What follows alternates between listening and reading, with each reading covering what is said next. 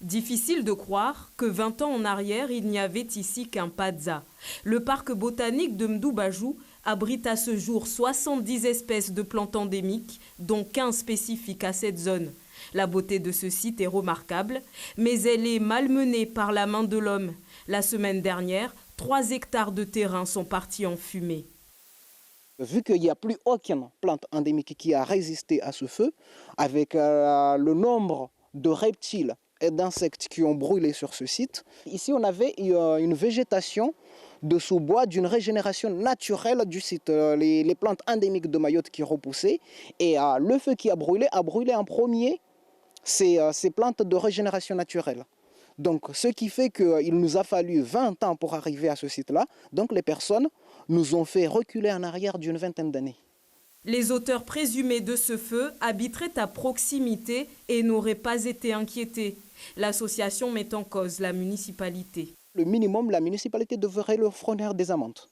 Comme on a une personne qui est rentrée en train de construire un garage aussi dans le site, cette personne-là, la municipalité, dès les premiers instants de cette personne-là, on les avait interpellés, la municipalité, la gendarmerie et le conseil départemental, qui est le propriétaire foncier. Et ce sont les seules personnes à avoir un pouvoir de police. Voilà le garage sauvage incriminé. Il aurait été installé il y a 5 ans, sans réaction des autorités selon l'association. Ces actions humaines ont un impact direct sur le lagon. Bouenlada Djoumbé tenait à nous montrer cette plage qui, ces dernières années, a retrouvé de sa superbe. C'est là où on voit les effets les plus marquants, justement, du résultat du travail qui a été fourni là-haut. Parce que toute cette zone, il y avait de la vase. Il y avait de la vase et on ne savait même pas qu'il y avait des rochers et des cailloux en dessous.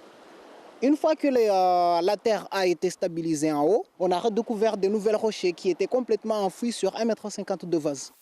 Les victoires d'hier feront-elles le poids face aux incivilités d'aujourd'hui? Plus que jamais, l'association environnementale de Mwanatindi a besoin d'une prise de conscience générale.